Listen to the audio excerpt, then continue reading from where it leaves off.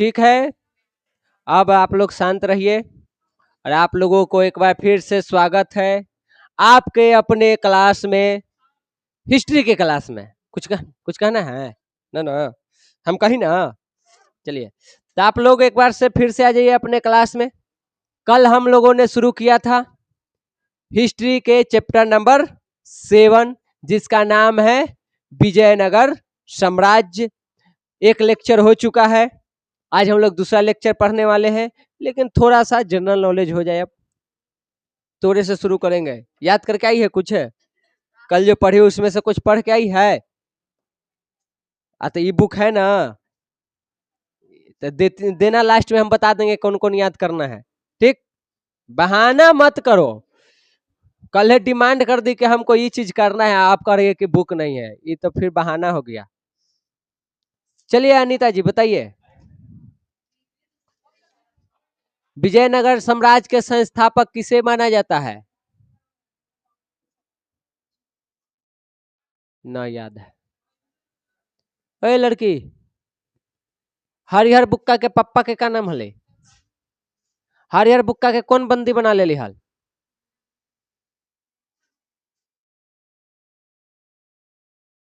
नम्मा नहीं याद है, बना ले हाल। संगम वंश की स्थापना, हाँ देखो मैं होती कहूँ। Next question, a hair band, hair band number, हाँ हाँ हाँ तो ही बता ना, हो गए पास। हरिहर बुक्का को कौन ले गया था बंदी बना के? कहाँ ले गया था?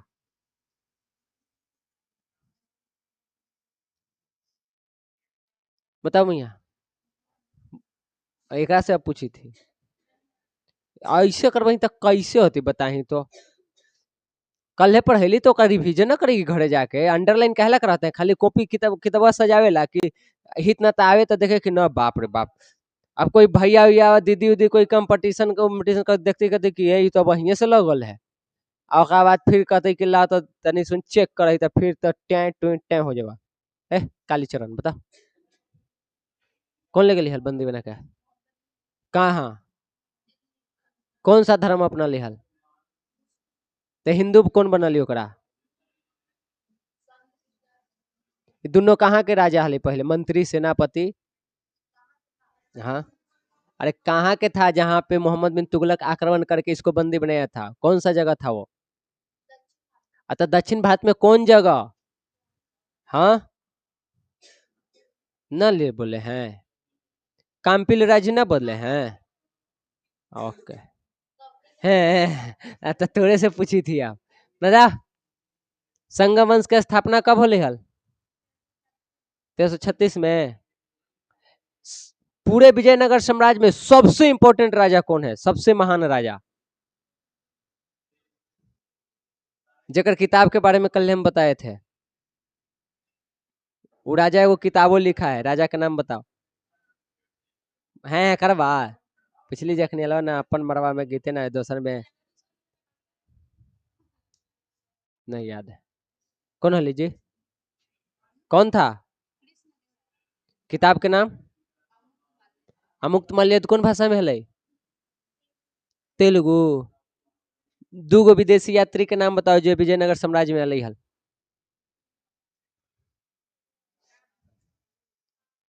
कोई दूगो उतना में से?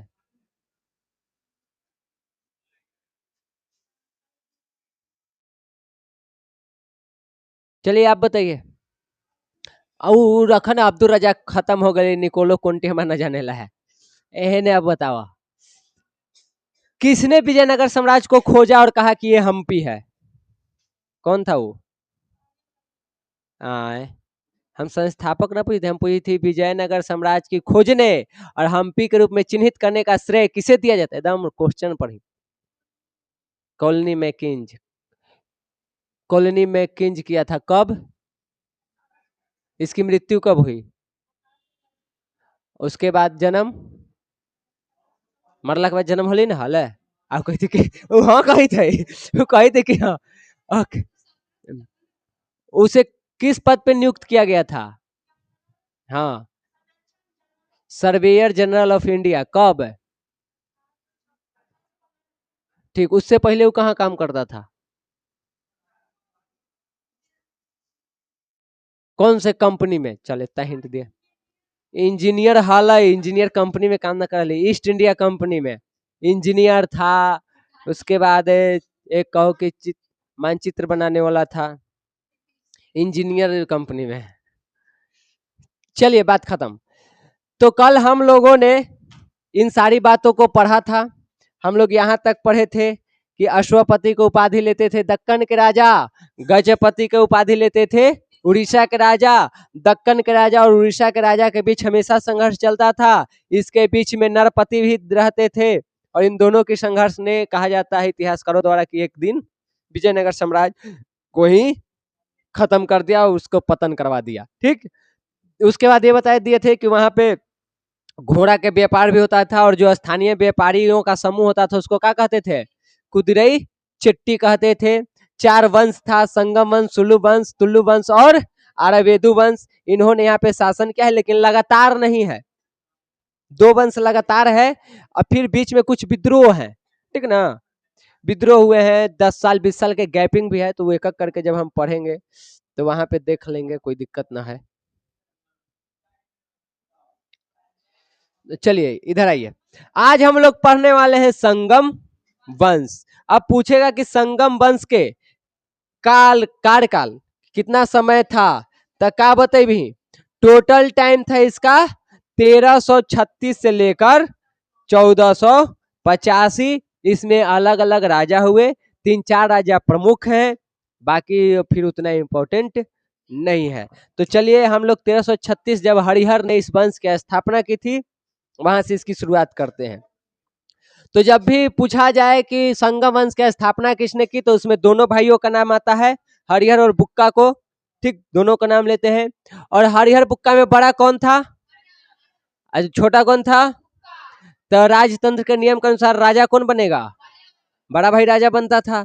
तो हरिहर बना संगम वंश के पहला राजा और इसका टाइम रहा 1336 से लेकर 1356 तक, यानी 20 साल तक ये शासन किया। इस दौरान ये बहुत सारा काम किया, पराक्रमी राजा था, योग्य था, हर चीज की जानकारी थी, तो अपने साम्राज्य को फैलाया भी। और इसके साम्राज्य को फैलाने में इसके भाई ने और इसके जो सगे संबंधी थे उन लोगों ने बहुत योगदान दिया। अपना हित नाता भाई के मिलाकर के आक्रमण करता था, जीतता था, और जीतने के बाद वो जगह अपने ही संबंधियों को दे देता था कि इस क्षेत्र को तुम संभालो, अपना भाई को दे दिया कि तुम यहाँ संभालो, और ऐसे करके साम्राज्य को फैलाया था। देखो, हरिहर एक पराक्रमी शासक था, योग्य शासक है। और 1346 आते आते जो है होयसल वंश था, कल आप लोगों को हम 2 बताए थे, एक बताए थे होयसल और एक तो से नाम हल, इतना हिंट देंगे। तात्केय ना पढ़ेली है वारंगल में, ठीक, उसी के ना अधीन ये था पहले।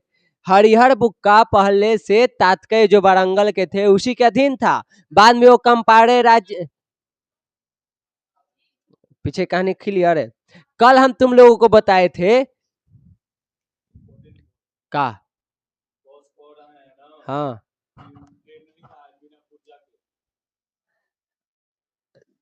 पैसा लेके ना गए,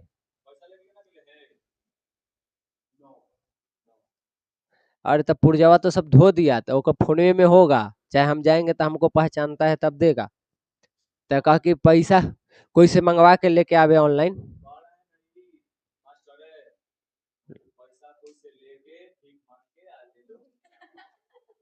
ऑनलाइन कोई से मांग लो। हम कहलिए कि पैसे ले ले जोड़े तो ना गए।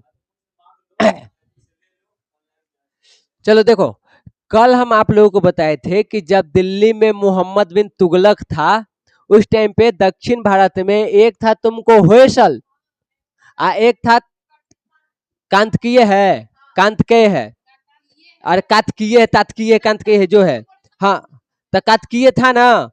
अभी में देखो, होयसल वंश है, एक शक्तिशाली में एक था कांतीय, और उसी में था कौन? हरिहर और बुक्का, जो बाद में कौन सा राज्य है? अब वो कहीं उल्टी पुल्टी बोल रहे हैं, कंपारे है, कम कंपिल है, अरे हम ही गड़बड़ा गई थी बोले में तूने के चक्कर में।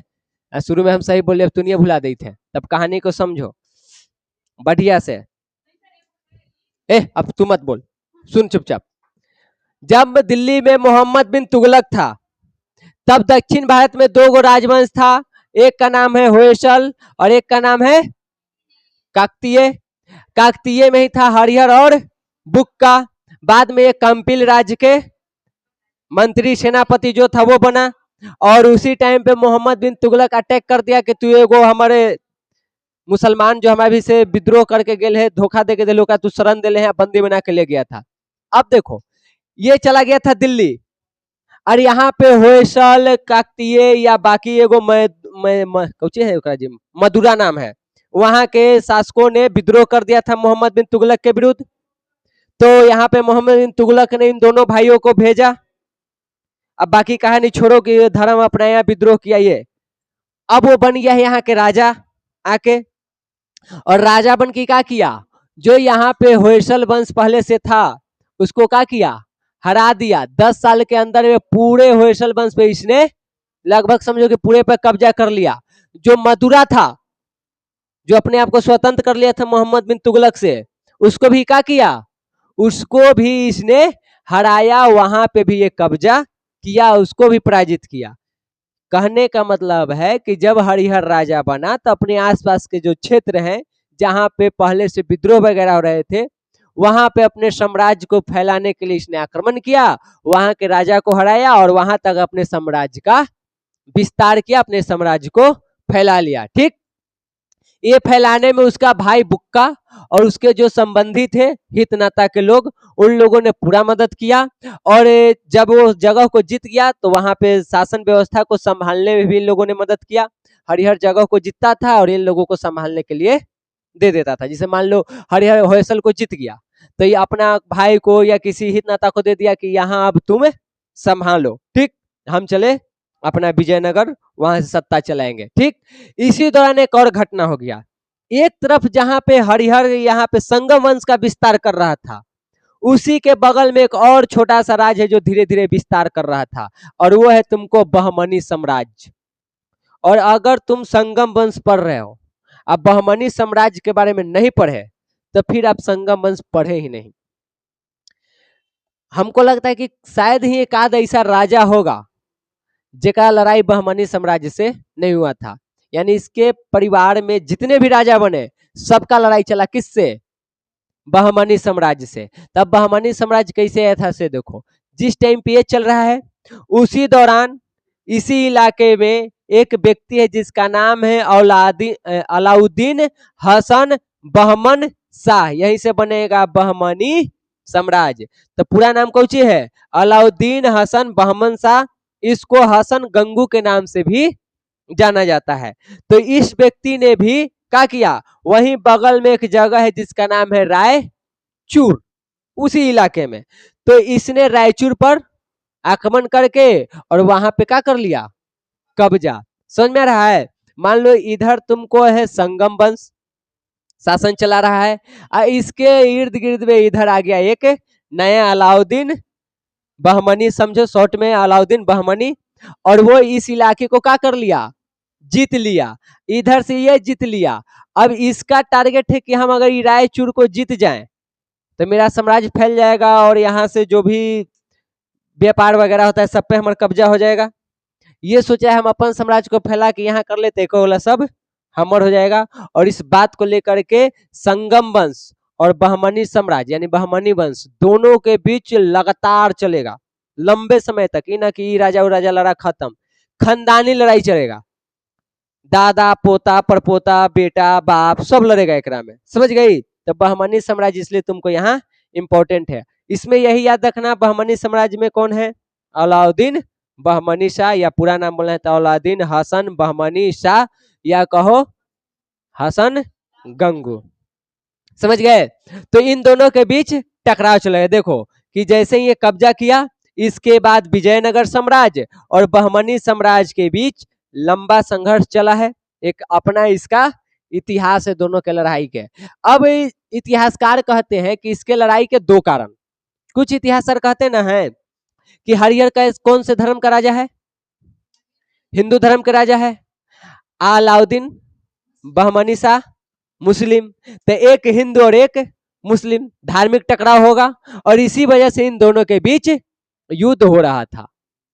और कुछ इतिहासकार कहते हैं कि नहीं, लड़ाई का वजह धर्म नहीं था, लड़ाई का वजह था रायचूर जगह। क्योंकि रायचूर जगह के लिए इतिहास में पीछे जाओ तो 3 वंश और लड़ा है, तीनों हिंदू है। उसमें देखो होगा तुमको, राष्ट्रकूट वंश होगा, यहाँ पे देखो किधर गया है, पल्लव वंश है, राष्ट्रकूट वंश है, और उसके बाद एक चालुक्य वंश है। कि चालुक्य, पल्लव और राष्ट्रकूट ये तीनों लड़ रहे हैं एक ही जगह के लिए। कौन से जगह को, थोड़ा सा बढ़िया समझना, ये बड़ा इंपॉर्टेंट है, जगह हवा, ठीक ना। रायचूर लड़ाई हो रहा है किसके बीच अभी, विजयनगर साम्राज्य और बहमनी साम्राज्य के बीच में। इतिहासकार के कहना है कि एगो राजा हिंदू है, एगो राजा मुस्लिम है, धार्मिक टकराव है, इसीलिए दोनों लड़ रहा है। और कुछ इतिहासकार कह रहे हैं कि नहीं, इसका कारण ये नहीं है, कारण है ये जगह, इस जगह के लिए लड़ रहे हैं क्योंकि ये फायदेमंद जगह है, अगर एक पर कब्जा है तो अच्छा खासा यहाँ से मुनाफा है, इसलिए लोग लड़ रहा है। अब दोनों से तर्क पूछा जाएगा, तो जो कह रहा है कि इस जगह को लेकर लड़ रहा है वो ये तर्क दे रहा है कि देखो, अगर तुम कह रहे हो कि विजयनगर साम्राज्य और बहमनी साम्राज्य के बीच की लड़ाई धार्मिक है, तो ये बताओ कि चालुक्य, पल्लव और राष्ट्रकूट ये क्यों आपस में लड़ रहे थे? ये तीनों तो अलग अलग धर्म के नहीं थे और तीनों इस जगह के लिए पहले लड़े हैं। इन दोनों वंश के आने से पहले ये तीनों था, ठीक, और तीनों लड़ चुका है, कहानी पलटी है, अब दो गो नया आया है, अब वो दोनों अब इस जगह के लिए लड़ रहा है। तो कुछ इतिहासकार को मानना है कि ये धार्मिक लड़ाई था, कुछ का मानना है कि ये इस जगह को लेकर के लड़ाई हुआ था। अब चाहे जो हो, हम लोग दोनों बात बोलेंगे क्योंकि इतिहासकार वही मान रहा है, दोनों कहीं ना कहीं सही है। हो सकता है धार्मिक लड़ाई भी रहा हो उसका, क्योंकि पहले से वो उस धर्म के विरोधी रहा है, उसको जबरदस्ती इस्लाम धर्म अपनाया गया था, बाद में अपना धर्म चेंज किया है और राजा ही वो इसी बात को कह के बना है कि यहाँ पे हम मुसलमानों का शासन नहीं होने देंगे। तो हो सकता है धार्मिक लड़ाई किया हो, या रायचूर को लेकर के 3 वंश उधर लड़ रहे थे, अभी भी लड़ रहा है, तो हो सकता है इसी के लिए लड़ा हो, या दोनों बात के लिए लड़ा हो, दोनों बातें सही हो सकती है। तो जब इस तरह के बात आ जाए तो हम लोगों को क्या करना चाहिए, एग्जाम में न्यूट्रल रहना चाहिए, दोनों के बात मान के चलो, और दोनों हो सकता है। हम थोड़े वहां देखे गए थे, काहे लड़ रहा, हमरा से बताया था, लड़ा, दोनों हो सकता है। अब लड़ाई कर रहा है और लड़ाई के कभी भी जो अंत है वो फायदेमंद नहीं होता है, लड़ाई का अंत नुकसान ही होता है। अब देखो यहाँ पे दोनों लड़ रहा है, लंबे समय तक लड़ेगा, बाप बेटा पोता सब लड़ित रहेगा, ठीक। लेकिन इस लड़ाई में धन जन की तो हानि हो रही थी, सैनिक लोग भी मारे जा रहे थे, यहाँ तक कि जनता को भी पकड़ के मारा जाता था। बहमनी साम्राज्य के कोई पकड़ा गया तो विजयनगर वाला मार देगा, विजयनगर के कोई पकड़ा गया तो बहमनी वाला मार देगा। काफी लड़ाई चल रहा है लंबा और दोनों को काफी क्षति हो रही है और समाधान कुछ नहीं निकल रहा है, न ये जीत पा रहा है न वो जीत पा रहा है, दोनों आपस में खाली लड़ रहा है। अब इसी टाइम पे 1356 में क्या हुआ, हरिहर की मृत्यु हो गई और जैसे ये मृत्यु हुई इसकी, अब राजा कौन बना, उसका भाई बुक्का। यहां तक कहानी क्लियर हो रहा है, कोई दिक्कत है, कैसे लड़ाई चल रहा है मैया, कौची ना समझ में आलो कि ना आलो, अबे ना कर लो, कहाँ से आए। हम यहाँ बतैली कि एक तरफ हले बहमनी राज, एक तरफ हले विजयनगर साम्राज्य, आ दोनों के बीच चली थलाई लड़ाई। अब कुछ लोग का मानना है कि ये लड़ाई धर्म के नाम पे था, कुछ लोगों का मानना है कि नहीं ये लड़ाई जगह को लेकर के था। अब चाहे लड़ाई जो बातला हो, लेकिन इन दोनों के बीच लड़ाई चल रहा था, धन और जन दोनों मारे जा रहे थे, सैनिक भी मारे जा रहे थे, यहाँ तक कि ये दुश्मनी इतना बड़ा हो गया था कि अब राजा से लड़ाई छूट के अब प्रजा तक पहुंच गई थी, कि राजा तो पहले लड़ता ही था, अगर प्रजो धरा गल ना ओकरो मारो, मार के खत्म कर दे, एक मतलब साम्राज्य खत्म कर दो और तब वहां कब्जा करम। और इसको पकड़ के मार रहा है, वो उसको पकड़ के मार रहा है, समझ गई।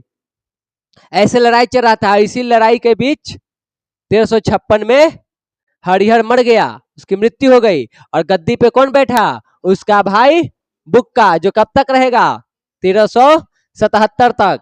क्या ये जब राजा है तब लड़ाई खत्म, पुरनका लड़ाई तो भी चल ही रहा है। तो कहा जाता है कि बुक्का भी एक बहुत वीर योद्धा था, राजनीति भी उसको बहुत अच्छे तरह से आती थी। उसने मदुरा को अपने कंट्रोल में लिया, उसने तमिलनाडु को भी अपने कंट्रोल में ले लिया था, उसको अपने राज्य में मिला लिया था। लेकिन क्या बहमनी वाला भी मामला सॉल्व हुआ है? नहीं, यहाँ मामला अटका हुआ है। अब देखो, बहमनी राज्य के साथ तुंगभद्रा दोआब, कृष्णा गोदावरी, कछार और मराठवाड़ा प्रदेश को लेकर संघर्ष चलता रहा। जब बुक्का राजा बना तो बहमनी के साथ इसका 3 जगह को लेकर के लड़ाई शुरू हुआ। एक है तुमको ये तुंगभद्रा नदी के बीच में कृष्णा नदी सब है उधर वाला जगह, फिर गोदावरी कृष्णा के जगह, और एक है मराठवाड़ा। ये 3 गो जगह है। बहमनी कह रहा है कि यहाँ पे हम कब्जा करेंगे, विजयनगर साम्राज्य कह रहा है कि हम कब्जा करेंगे, या दोनों साम्राज्य के राजा आपस में लड़ रहा है। लड़ाई तो पहले से ही चलते आ रहा है। 1367 में बुक्का ने क्या किया, अपना पूरा योजना बनाया और योजना बना करके आक्रमण किया। केकरा पर? बहमनी साम्राज्य पर, ठीक ना। वहां पे अटैक किया, और देखो यहाँ बता दिया गया जगह भी, तुंगभद्रा नदी जो है उसी के पास एक जगह था जिसका नाम है मुदकल के किला। समझ में आई चीजें? बुक्का राजा बना है, बहमनी राज्य से अभी भी लड़ाई चल रही है। तो बुक्का ने कहा कि चलो बहमनी राज्य पर आक्रमण करते हैं, और आक्रमण कहाँ किया? वो मुदकल के किला पर। वो कहाँ है? तुंगभद्रा द्वाब पर अटैक कर दिया। कब? 1367 की कहानी है। और कहा जाता है कि जब बुक्का ने यहाँ पे आक्रमण किया था ना, तो एक व्यक्ति को छोड़ के छावनी में जितना भी था सबके मार दिया था, एक एक के। एगो खबर जो पहुंचा हो, तो एगो के छोड़ के बाकी सबको मौत के घाट उतार दिया था। कौन? बुक्का। लेकिन वो इस लड़ाई को जीत नहीं पाया था। और एक चीज यहाँ और इम्पोर्टेंट है, ये पहला भारत का युद्ध है जहां पे तोप का प्रयोग हुआ था। अब तक भाला, तलवार, बर्छी से लड़ाई चल रहा था। इस लड़ाई में किसका उपयोग हुआ? उसके बाद 1526 में आएगा बाबर, और वो तोप से लड़ाई करेगा। तो पहली बार तोप से ये लड़ाई कब हुआ है? 1367 में, जो ये मुदकल के किला पर आक्रमण किया गया था ना बुक्का द्वारा, वहीं पे उपयोग किया गया था। लेकिन इस युद्ध में बुक्का जीता नहीं बल्कि हार गया। अब जैसे ही हारा, अब मामला गया गड़बड़ा। तो ये इस युद्ध में हार गया था। फिर आगे वो अपन शासन चलाते रहा। फिर देखा कि उधर अब लड़ाई करे के कोई खास फायदा नहीं है। वो लग गया कहाँ? अपने राज्य में मंदिर बनवाने लगा, तेलुगु साहित्य, किताब, इन सब चीजों पर ध्यान देने लगा, उस सबको बढ़ावा देने लगा। आगे चल के 1377 में ही मर जाएगा, और इसके मरने के बाद आएगा हरिहर द्वितीय। समझ गई? पूछ। 1526 है। बाबर लड़ाई किया था इब्राहिम लोदी से, पानीपत का पहला लड़ाई, तो वहां पे भी तोप का प्रयोग हुआ था।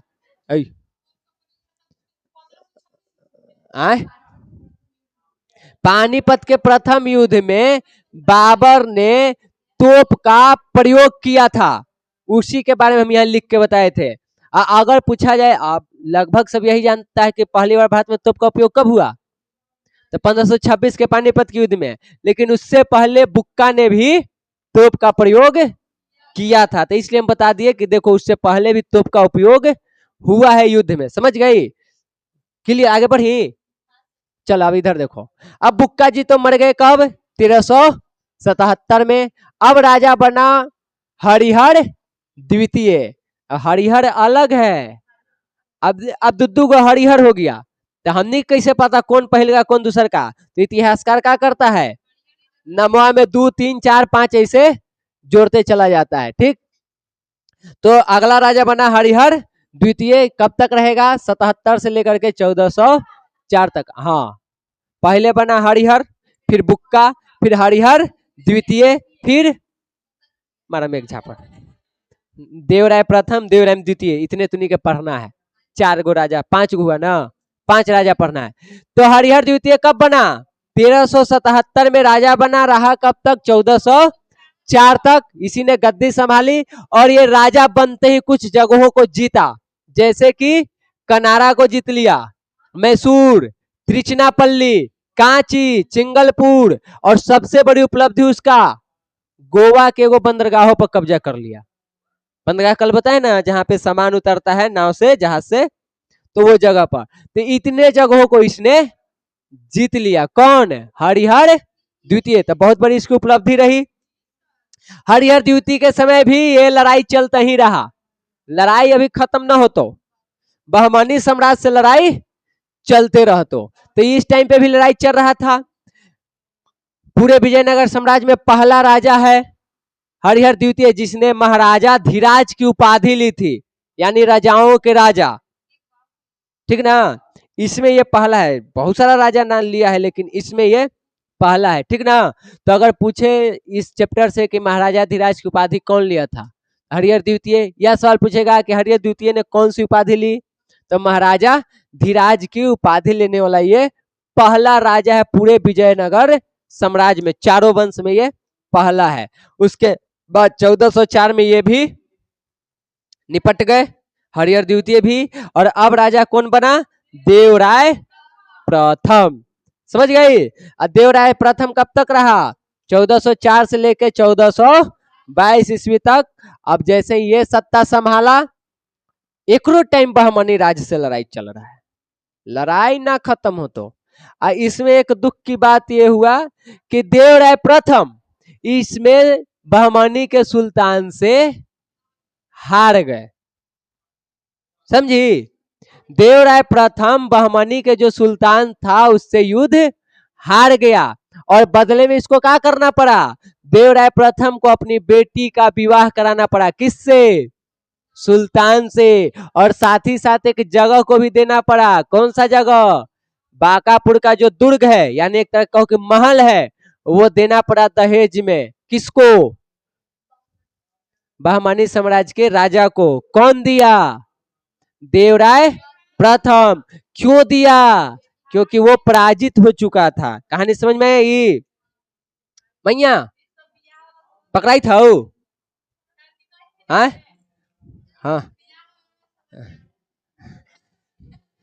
देवराय प्रथम राजा बना ना। ठीक, राजा तो बना, लेकिन एक एगो बेचारा के कहो कि किस्मत खराब, जेकरा से खानदानी लड़ाई चलते आ रहा था, उससे ये लड़ाई हार गया। बदले में अपन बेटी के ब्याह करवाया, एगो जगह दे के मामला सुलटाया के मामला खत्म करा। अब जैसे ही इसके साम्राज्य के लोगों को पता चला कि हमार राजा तो एगो मुसलमान राजा से, जेकरा से खानदानी लड़ाई चली थी, तो से हार गया, तो का एकर जनता, एकर साम्राज्य के लोग इसका स्वागत करेंगे। उन लोगों ने क्या किया? विद्रोह करना शुरू कर दिया। तो देवराय प्रथम को आंतरिक विद्रोह का भी सामना करना पड़ा था। जो इसके साथ काम करने वाले सामंतीय लोग थे, वो खुद को स्वतंत्र करने लगे। तोरा जैसे अयोग्य राजा के साथ रहने से अच्छा है कि हम क्या हो जाएं? स्वतंत्र रहें, खुद रहें, तुम्हारे साथ नहीं रहेंगे। जनता ने भी बगावत की, इन सबको उसको झेलना पड़ा था। समझ गई? आंध्र में कोंडविदु के शासक ने विद्रोह कर बहमनी राज के साथ मिल गया। अब इसका एक सामंत या जो भी समझना वो समझो था कहाँ पे? कोंडविदु ने। इसने कहा कि तू तो गेल बाहिर राजा है, ये है तर्ज हम काहे रहे, जेका से तू जीता है हम जाके ओकरे से, मतलब जेका से तू हारा है ओकरे से मिल जाते हैं। आई जाके इसका आदमी, देवराय प्रथम का आदमी जाके किससे मिल गया? बहमनी राज्य से मिल गया। ठीक, और जैसे ही ये व्यक्ति जाके मिला यहाँ, बाकी के सामंत भी क्या कर दिए? कहे कि जब ई मिलिए गया तो हम कहला तोरा जो रहे, हम नहीं रहेंगे, चाहे तो हम इन्हें मिल जाएंगे, चाहे तो हम स्वतंत्र हो जाएंगे। तो भारी विद्रोह हो गया एक शासन काल में। उन्हें युद्ध हार गया बेचारा, इन्हें आंतरिक विद्रोह का भी सामना करना पड़ा था। ठीक, अब बहमनी राज्य के जैसी पता चला कि लो ससुर जी के तो हमारे मार के सब घोलटेले है, तो ससुरे न हो गया, ब्याह करा दिया बेटी के। तो हाँ, तो ससुर जी के तो हमारे धर के गर्दा उड़ेले है। कल की लड़ाई तो हमारे खानदानी है, ससुर जगह पर यह मौका है पूरा राज्य पर कब्जा कर ले दे। तब बहमनी राज्य ने इसका लाभ उठाया और कहा कि रुको, विजयनगर साम्राज्य को हम क्या करते हैं, पूरे तरह से बर्बाद कर देते हैं, एक पर कब्जा कर लेते हैं। ये इसका प्रोग्राम था। अब जैसे ही प्रोग्राम बनाया, देवराय प्रथम कहा कि ये तो मामला बहुत गड़बड़ हो रहा है। युद्ध हार गए, बेटी के ब्याह कर दिए, बांकापुर के दुर्ग दे दिए, हमर सामंत जाके मिल गया, बाकी के सामंत विद्रोह कर रहा है, बड़ा लफड़ा है। ई चलाब अपन चाल, और ई जाके मिल जाएगा बहमनी राज्य के एगो आदमी से। चल हम जैसे हम ही आई हमर दोनों के बीच लड़ाई चली थे, तो हमर एगो आदमी के ई मिला ले, लेकर एगो आदमी के हम ले फिल्म इस समय देखो होबे, दूगो बदमाश के बीच लड़ाई चली थे, आ दोनों अपन अपन आदमी ओकरा में भेजले है इन्फॉर्मेशन देला, चाहे पुलिस और क्रिमिनल के बीच लड़ाई है तो ओकर गैंगवा में एगो पुलिस वाला गुंडा बन के काम करी थे, आ पुलिसवा के बीच में एगो गुंडवा पुलिस बन के काम करी थे, आ एक दूसरे के इन्फॉर्मेशन दे थे, जोन धरा गल कुटा जाए। वही हाल यहाँ हो गया। एक करे देवराय प्रथम के आदमी जाके मिल गया है बहमनी राज्य से, तो यहाँ देवराय प्रथम कहा कि रुको, वो बरंगल को कहा कि तू आजा हमारा पट्टी से और बहमनी को हराना है। और इस तरह से इसने क्या किया, देवराय प्रथम ने बहमनी को हराया भी, और हरा करके वहीं पे कृष्णा नदी के किनारे एक जगह है जिसका नाम था रेड्डी क्षेत्र, उसको जीता। यानी पहले युद्ध हारा था, बेटी के विवाह भी किया, बांकापुर दुर्ग भी दिया, फिर उसके बाद जब इसका आंतरिक विद्रोह होने लगा कि अब तो सत्ता पूरी तरह से खत्म, तो एक वारंगल के शासक को अपने साथ मिलाया, और मिला करके बहमनी पर आक्रमण किया और एक जगह को वो जीता। ठीक, इसके अलावा उसने अपने राज्य में जो जल की कमी थी उसको दूर करने के लिए तुंगभद्रा नदी पर बांध बनाया, फिर उस बांध से नहर निकाला ताकि सिंचाई हो सके, पानी की पूर्ति हो सके, जो पेयजल की कमी है पीने वाले पानी के उन सब की यहाँ पे पूर्ति हो सके। तो ये काम भी इसने यहाँ पे किया था।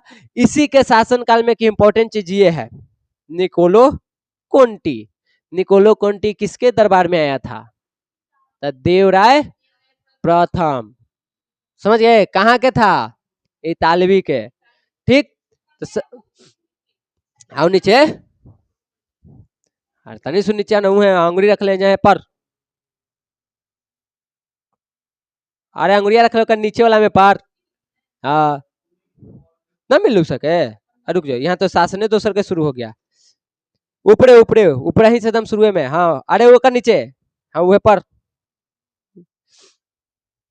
तो ये क्लियर हो गया, एमबीबीआई क्वेश्चन है तुम्हारा, देवराय प्रथम के दरबार में कौन विदेशी यात्री आया था, निकोलो कोंटी। कहां से आया था, इतालवी से। चाहे पूछेगा निकोलो कोंटी किसके दरबार में आया था, तो देवराय प्रथम के। ठीक, उसके बाद आया इसमें एक अंतिम राजा है देवराय द्वितीय, संगम वंश में माना जाता है कि सबसे महान राजा था, बाकी सबसे महान था ये। इसका टाइम कब है, 1425 से 1446। ठीक, ये संगम वंश में अंतिम राजा है। कितना से है देखो ना, कहाँ वहां लिखल है। हाँ, तब बीच में विद्रोह ना हो रहा है, कल ही ना तू लोग के बताए थे। अभी क्लास शुरू करने से बोले हैं पहले कि आगे पीछे भी मिलेगा, वंश के बीच में ही 10-20 साल के अंतर मिलेगा, क्योंकि बीच में विद्रोह हो रहा था, साम्राज्य कमजोर पड़ गया था, फिर कोई बरियार शासक आया, सबको क्या किया, इकट्ठा किया। समझ गई। अब देखो, देवराय द्वितीय राजा बना, वो भी एक पराक्रमी राजा, शक्तिशाली राजा था, और विजयनगर साम्राज्य में जो हलचल मची हुई थी उसको फिर से सही करने में ये काफी हद तक सफल रहा था। इसने कहा क्या, पहले कहा कि हम युद्ध हार रहे, इसका वजह है हमार सेना के कमजोरी, तो सेना में पहले मजबूती लाना होगा। तो कहा कि काम करते हैं, भले हम हिंदू राजा हैं लेकिन यहाँ पे मुसलमान राजा रखेंगे, सैनिक रखेंगे हम। दिल्ली सल्तनत के राजा के पास जो लेवल के सेना है ना, वही लेवल के सेना मेरे पास भी होना चाहिए। और उसने मुसलमान घुड़सवार और तीरंदाज वाले सैनिकों को अपने सेना में शामिल किया, पहले अपने सेना को मजबूत बनाया, और उसके बाद है ना मिला था जाके देवराय प्रथम के टाइम पर बहमनी से, तो इनका धर के कूटल बढ़िया से। ठीक, ओकरा बाद कृष्णा नदी तक अपने राज्य को फैलाया, कूट काट के एकरा। उसके बाद और किसको किसको हराया, देखो एगो बेलेम के शासक को हराया, बहमनी राज्य से भी ये लड़ा, उड़ीसा के जो गजपति राजा थे उससे भी लड़ा, और इन लोगों के साम्राज्य में जो विस्तार हो रहा था उसको बढ़ने से रोका। समझी, खाली लड़ाई है। अब इसमें एक चीज हो जाएगा तुमको, एक पर एक लड़ाई चल रहा है, तो एगो पढ़ेगी तो दूसर का फुस फुस फुस। तो जब ये फुस फुस हो जाए तो उसका एक ही उपाय है, करत करत अभ्यास जड़मति होते सुजान रसरी आवत जात त शिल्प पड़त निशान। मतलब जब रस्सी पत्थर पे जाता है, बताओ रस्सी मजबूत कि पत्थर मजबूत? लेकिन जब रस्सी बार बार उस पत्थर पे आता है जाता है आता है जाता है आता है जाता है, तो एक टाइम ऐसा आता है कि एक रस्सी एक पत्थर को काट देता है, क्योंकि उसने बार बार प्रयास किया था। आपके घर में नल कल कुछ लगल होगा, तो ठोपे ठोपे पानी चूत रहता है, और चूते चूते चूते एक दिन ऐसा आता है ना कि उसको छेद करके धर देता है, पूरा खराब कर देता है। इतना पावर होता है लगातार प्रयास करने से। तो जो चीज आपको थोड़ा सा ऊपर में है जाए, समझ में नहीं आ रहा है, तो उसका एक ही उपाय है, आप उस चीज को बार बार पढ़ते रहिए कहानी के जैसा। फिर 2 बार 3 बार 4 बार 5 बार पढ़िएगा ना, तो लगेगा ये तो एकदम इजी है। अगला क्लास में जाइएगा तो से भयंकर फिर मिलेगा, समझ गए? तो ये लड़ाई ऐसा है, घिच बिचवा है, वो ओका से लड़ रहा है, फिर ओका से लड़ रहा है, ओका से लड़ रहा है, ओका से लड़ रहा है। तो इस कहानी को हम कैसे याद रख सकते हैं? बार बार पढ़ के। अब हम बार बार पढ़ा नहीं सकते हैं, हम पढ़ाएंगे एक बार, आपको पढ़ना पड़ेगा बार बार। और फिर भी समस्या है, हमसे पूछिए, हम बताएंगे। आगे देखो, कहा जाता है कि जो देवराय द्वितीय हैं, इन्हीं के दरबार में एक कवि हुआ करते थे। ज्यादा दिन के लिए नहीं थे, कुछ ही समय के लिए थे। तेलुगु भाषा के एक बहुत बड़े कवि माने जाते हैं, जिनका नाम क्या है? श्रीनाथ। तो सवाल आएगा, श्रीनाथ किसके दरबारी कवि थे? देवराय द्वितीय के। उसके बाद एक उससे भी ज्यादा इंपॉर्टेंट ये है, फारसी यात्री अब्दुल रज्जाक किसके दरबार में आया था? देवराय द्वितीय के। या किसके शासन काल के समय विजयनगर में आया था? देवराय द्वितीय के। या देवराय द्वितीय के दरबार में कौन सा विदेशी यात्री आया था?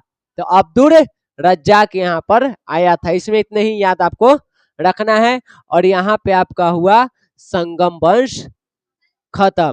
किसी को भी अगर इस संगम वंश में किसी को भी ऑनलाइन से लेकर के ऑफलाइन तक किसी को भी कोई डाउट है तो पूछिए कमेंट करके, उसको कल बताया जाएगा। हाँ, आज डाउट है तो कल बताएंगे, कल ना पढ़ेगा। अब जो मान लो अब एक बच्चा है, कोई लगातार वीडियो देख रहा है, तो आज देख रहा है तो कल नहीं देखेगा, तो कल उसको डाउट बताया जाएगा। आई यहाँ वीडियो में बोल रहे हैं तो नहीं सुनेगा कि अच्छा कल बताइए, हमारा उपाय कल होगा। बोला मैं अभी फजियत है लाइव करे में, माथा का दर्द है हमारा, अभी उतना टाइम नहीं है ना, अभी रिकॉर्डेड है, लाइव करने के लिए ढेर समस्या है? लाइव ना पढ़े, वो एगो होता है ऐप से रिकॉर्डेड वीडियो चलते रहेगा लाइव में, समझ गए? यहाँ लाइव करके हम छोड़ देंगे और चलते रहेगा, जब तक हम नहीं रोकेंगे ना तब ले लाइव चलते रहेगा। कभी गाना उना सुनी है यूट्यूब वगैरह पर? 5 घंटा 6 घंटा से चल रहा है गाना, लाइव है, तो वो एक वो गाना के रिपीट मोड पर लगा रहता है, वो दिखाएगा लाइव। लाइव रहता नहीं है। लाइव जैसे कि अभी यहाँ से करते एकदम जाते रहता है धाई धाई, तो करेंगे, अभी वेट करो, थोड़ा इंतजार करो। तो किसी को भी कोई डाउट हो तो आप लोग पूछिए, जो ऑनलाइन वाले बच्चे हैं वो कमेंट कर दीजिएगा, आप लोगों को कल बता दिया जाएगा। हाँ, कौन 3 पेज बाकी है? तो हम अभी क्लास थोड़े खत्म किए हैं, हम एक छोटा सा ब्रेक लिए हैं कि एक वंश खत्म हुआ, वो पेजीता लड़ाई था, उसके बीच में अगर कोई डाउट है तो वो पूछो, इसके लिए ब्रेक दिए हैं। फिर हम आ जाएंगे सुलू वंश में, या तू घुस रहा बहुए में। देखा ले, अच्छा है पहले अभी आपको जो भी डाउट है देख लीजिए, पूछ लीजिए, उसके बाद हम अगला वंश शुरू करते हैं। किसी को कोई डाउट नहीं जी? आगे बढ़ जाए? पक्का? अच्छा, पूछे के काम हम कल करेंगे, आज पढ़ के आइएगा तो ना कल पूछेंगे, ठीक? तो कहा करे मैया हो जाए। तब आया है तुमको संगम वंश के बाद सुलू वंश का टाइम, 1485 से 1505, 485 लौकी थी इनका। देखो इधर देखो इधर, हैं कहाँ कोची है? अब बताते हैं। वो अरे वो कोई एथी देता था ना, जिसे हम तोरा पर कब्जा कर लिए, तब बदले में कुछ तो लेंगे, वही वो लिखल है, समझ गए? देखो इधर एक बार थोड़ा सा पीछे आ जाओ, एगो टाइम पीरियड समझना है। देखो इसका टाइम कब है देवराय द्वितीय के? 1425 से लेके 1446। अब देखो 46, तो अगला वंश हमको कब से होना चाहिए? 1446 से, लेकिन है कब से? 1485 से। तो ये 1446 से 1485 के बीच का हुआ, क्या कि वंश तो यहां से शुरू हो रहा है। तब देवराय द्वितीय मर गया 1446 में। अब कोई योग शासक नहीं है, कोई पराक्रमी राजा नहीं है, और अभी चल रहा है विजयनगर साम्राज्य में आंतरिक विद्रोह, टकराव, संघर्ष। सब एक दूसरे से लड़ रहा है कि हम राजा बन जाए, हम राजा बन जाए, हम राजा बन जाए। पूरा लड़ाई चल रहा है, पूरा लड़ाई वहां तो लिखल है पैतृक का कितना लड़ाई से किया है। ठीक, तो ये लड़ाई चल रहा था, और इन बीच में पहले से भी तो हल्का फुल्का चल रहा था, जब राजे नहीं योग है तो ये लड़ाई और तेज हो गया। इधर उड़ीसा के गजपति बहमनी राज्य के सुल्तान ने भी कहा कि रुको, यह तो मौका मिला है, पूरा विजयनगर को क्या करो, कब्जा कर लो, इसको अपने अंडर ले लो, चाहे इसको बर्बाद कर लो। अभी भी बहमनी राज्य से लड़ाई चल रहा है, देवराय द्वितीय मर गया है, लड़ाई अभी चल रहा है। ये सारा लड़ाई चल रहा है, पूरा एकदम साम्राज्य अराजकता में डूबी हुई है, लड़ाई झगड़ा मारपीट, वो सोच रहे हैं हम राजा बन जाए, हम ये सारा चीज चल ही रहा था कि इसी बीच एक व्यक्ति हुआ जिसका नाम है नरसिंह सुलभ, या कहो सुलभ नरसिंह। ठीक, तो 1485 में सुलभ नरसिंह ने यहाँ पे क्या किया, विजयनगर साम्राज्य में सुलभ वंश की स्थापना किया। समझी मैया, समझी? संगम वंश खत्म, राजा ना है। अब 10-20 साल खूब चलते बढ़िया से, 10-20, 46 से लेकर 85 तक दबा के लगभग देखो तो तुमको 40 के पास है, 39 साल लगातार लड़ाई चलेगा। ठीक, लड़ाई चलते जा रहा है, और इसी बीच एक व्यक्ति आएगा जिसका नाम कौची है, सुलभ नरसिंह, और वो यहाँ पे एक नया वंश की स्थापना करेगा जिसका नाम क्या रहेगा, सुलभ वंश। और ये राजा कब तक रहेगा, मात्र 5 साल के लिए, क्योंकि पूरा जिंदगी तो कल विद्रोह में लड़े में चल गया। अंततः ये 1485 में राजा बना, और 1490 में बेचारा निपट गया था। लेकिन कहा जाता है कि सुलभ वंश का सबसे प्रभावशाली राजा यही है। ठीक, इसने क्या किया, जो वो आंतरिक विद्रोह चल रहा था सबको दबाया, विजयनगर साम्राज्य की शक्ति, उसकी इज्जत, उसकी प्रतिष्ठा को फिर से पहले जैसा बनाया, जिसके लिए विजयनगर जाना जाता था। उसने साम्राज्य के विघटन को अपने प्रयासों से रोका, जो साम्राज्य टूटने के कगार पे था आंतरिक विद्रोह के कारण, उस सबको क्या किया, उन विद्रोहों को दबाया और साम्राज्य को टूटने से रोका। उसके बाद ये जो उड़ीसा के राजा थे पुरुषोत्तम गजपति, एक कहा कि तू हमारे विजयनगर साम्राज्य बर्बाद करबे, ते चल, इसको क्या कर लिया, बंदी बना लिया। और उसके बाद उदयगिरी किला को, रुको, सुलभ नरसिंह पुरुषोत्तम गजपति द्वारा, ना ना ना गड़बड़ हो गया, उल्टी बता दिए, उल्टी बता दिए, उल्टी उल्टी उल्टी। हाँ देखो, थोड़ा सा शांत रहो, यहां तक क्लियर हो रहा है। ये राजा बना, आंतरिक विद्रोह को जो भी है उसको दबाने का प्रयास कर रहा है, और साम्राज्य को टूटने से बचा रहा है, उसकी शक्ति को, उसकी प्रतिष्ठा को फिर से स्थापित कर रहा है। इसी बीच इसका लड़ाई हो गया किससे, इससे सुलभ नरसिंह की लड़ाई हो रही है पुरुषोत्तम गजपति से, और पुरुषोत्तम गजपति इसको बना लेता है बंदी। हम अभी उल्टी बोल दिए, ऐसे कैसे हो गया, ये क्या किया, इसको बना लिया बंदी। अब बंदी बना के इसको लेके चला गया कि ढेर तू टटराई थे, विजयनगर स्थापना करबे ते, पकड़ लिया। किसको पकड़ लिया, सुलभ नरसिंह को। किसने, पुरुषोत्तम गजपति ने। अब जब बंदी बना है, लड़ाई हुए तो संधि सब हुआ, बदले में कुछ देना पड़ता है। तो सुलभ नरसिंह ने अपना उदयगिरी का किला दिया, और किला दे करके इस राजा से मुक्त हुआ। लेकिन बेइज्जती तो इसकी हो चुकी है, राजा तो गईलन, धरायल, बंदी बन गया, लेकिन इसने उस बात पे ध्यान नहीं दिया, इस बात को अपने ऊपर प्रभावित नहीं होने दिया, उसका प्रभाव नहीं पड़ने दिया और लग गया वो आगे के लड़ाई में। और कर्नाटक में एक जगह हुआ करता था जिसका नाम है तुलु प्रदेश, और उसको जीता। समझी? हमरा डिस्टर्ब करी थो सर्दी। इस क्लियर हुआ?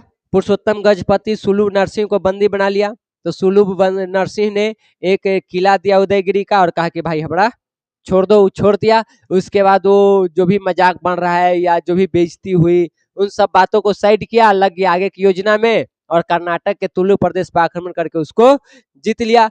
फिर इसकी मृत्यु हो गई 5 साल में ही, 5 साल राजा रहा। 1490 में इसकी मृत्यु। आज जब ही मरा तो एक बेटा बहुत छोटा था। समझ गई? एकदम छोटा है। यहाँ का लिखल है अल्पायु। अल्प मतलब का हुआ है? कम। दीर्घ माने ज्यादा। आयु माने उम्र। पुत्र माने बेटा। अल्पटा कहीं के। ठीक, तो अल्पायु पुत्र है माने छोटा है, अभी उम्र के कच्चा है, अभी 12 साल 14 साल जो भी है। और उसका नाम क्या था? इम्माड़ी नरसिंह। अब भले ही छोटा था लेकिन इसके पास एक सेनापति था। सेनापति का नाम कौची है? नरसा नायक। कहानी समझी? सुलभ नरसिंह मर गया 1490 में। तो नियम है कि राजा का बेटा ही राजा बनेगा। आ राजा के बेटा है अभी तन्नीगो यानी बाहुबली नियर। आ कटप्पा है ओकर सेनापति। तो कटप्पा खुद राजा न बनेगा, वो क्या करेगा? बाहुबली को राजा बना देगा कम उम्र में। और पूरा ये चलाएगा कौन? कटप्पा। नाम किसका रहेगा? बाहुबली का। अब पूरा युद्ध वही करेगा, सभी क्षेत्र को वही जीतेगा, शासन प्रशासन सबको वही चलाएगा। समझी? तो वही यहाँ था। इम्माड़ी नरसिंह नाम मात्र के राजा बना रहा और उसका पिताजी के जो सेनापति था जिसका नाम था नरसा नायक, वो उसका संरक्षक था। सब काम वही करेगा। नरसा नायक ने सैनिक अभियान चलाया और रायचूर को जीता। हाँ जी, रायचूर को जीता। इसने चेरों को हराया, वहां पे छोटा छोटा राजवंश है। पांडे को हराया, चोलों को भी हरा के कहा कि तू हमर नीचे काम करना शुरू करो। इस सब के राजा कौन है? इम्माड़ी नरसिंह। कर कौन रहा है? नरसा नायक। यहां तक में कोई दिक्कत मैया? अब देखो, ई तो बेचारा अपना जैसे मान ल कि सेनापति हले करित हले। अब एक बेटा अगर रहे तो बात बर्दाश्त करता ही कि जीती था तू दे दी था होकरा। केकरा मिले के चाहिए? हमरा ना मिले के चाहिए, हमार पप्पा जीतलन है, हमर हो के चाहिए। यही चीज यहाँ हो गया। देखो और जगह के दिल है कि नरसा नायक ने बीजापुर, बीदर, मदुरा, उड़ीसा सबको जीता, युद्ध किया। और ये सब चीज को देख रहा था कौन? नरसा नायक के बेटा जिसका नाम है वीर नरसिंह। इतना नरसिंह नरसिंह हूं ना कि तू अगर पूरा नाम नहीं याद रख ले ना तो भुला जेबे। एगो है सुलभ नरसिंह, और सुलभ नरसिंह के बेटा के नाम है इम्माड़ी नरसिंह।